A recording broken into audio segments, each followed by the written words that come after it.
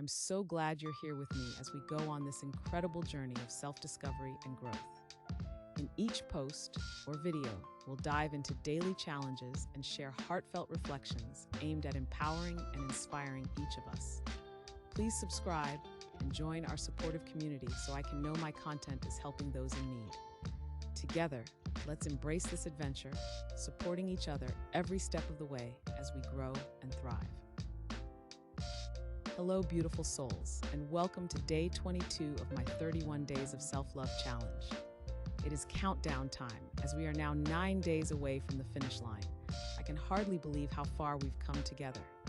This journey has been a roller coaster of emotions, growth, and self-discovery, and I am incredibly grateful for each and every one of you who has joined me on this path.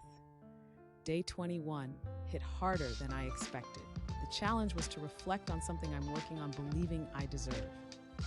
This question brought up some deeply painful emotions and truths that I often avoid confronting. As a grieving parent, I know all too well the heart-wrenching reality of losing a child. It feels like a part of you is missing, a piece of your soul that you can never get back. Every day, I struggle with feelings of guilt, questioning why I am still here when my son is not. The grief of losing a child is a relentless, all-encompassing pain. It's a daily battle to fight the feeling that I don't deserve the life I have when my son no longer has his. Although I don't have harmful desires, the guilt is overwhelming. This challenge forced me to face that guilt head-on, to acknowledge the deep-seated belief that outliving my child means I can't be truly happy. I loved my son with every fiber of my being and miss him more than words can express. The hardest part is knowing I will never see him grow into the person he would have been. He loved his family so much, and I know he would have continued to bring joy and love into our lives. Moving through this survivor's guilt is one of the hardest things I face daily.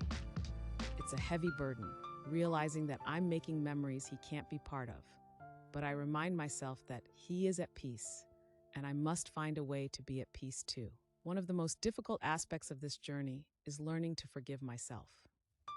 The guilt of surviving when my son did not is something I grapple with constantly.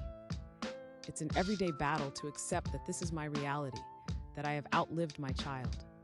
Each day, I work on forgiving myself and finding ways to honor his memory while continuing to live my life. I know that this is not an easy path, and I understand that facing these feelings of grief is incredibly challenging. But I also know that by confronting these emotions, I am taking steps towards healing. It's important to acknowledge the pain, to speak it out loud, and to find support from those who understand. I am grateful for this community and for the space to be open about my struggles. Now, let's turn our attention to day 22's challenge. What things make you feel bad, but you find yourself doing them anyway? This question is a tough one. It's never easy to look at our own behaviors and acknowledge the things we need to change. But I see this challenge as an opportunity to identify areas for growth and to work on becoming a better version of myself. Reflecting on this question, I realize that there are certain habits and behaviors that, while not necessarily harmful, do make me feel bad. Whether it's procrastination, self-doubt, or negative self-talk, these behaviors can be detrimental to my well-being. Recognizing them is the first step towards change. I am committed to using this challenge as a tool for self-improvement.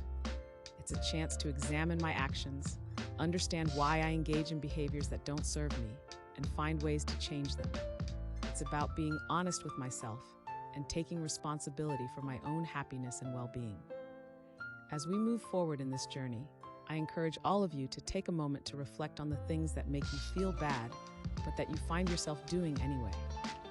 Be kind to yourself as you navigate these reflections. Change is never easy, but it is always possible. By facing these challenges with courage and compassion, we can continue to grow and evolve. Thank you for listening to my reflection on day 21 and for being here as we tackle day 22. I hope that my openness about my struggles helps others who may be facing similar challenges. We are all in this together, and by sharing our experiences, we can support and uplift one another. Big love to each and every one of you. Let's continue to move forward with strength, compassion, and a commitment to our own well-being. Have a wonderful day, and I look forward to sharing my reflections with you tomorrow. If this message resonates with you, please show your support by liking and sharing it with others. Don't forget to subscribe so you can stay updated with new empowering content as it becomes available. Together, we can make a difference and spread inspiration far and wide. Spread empowerment. Subscribe for inspiration.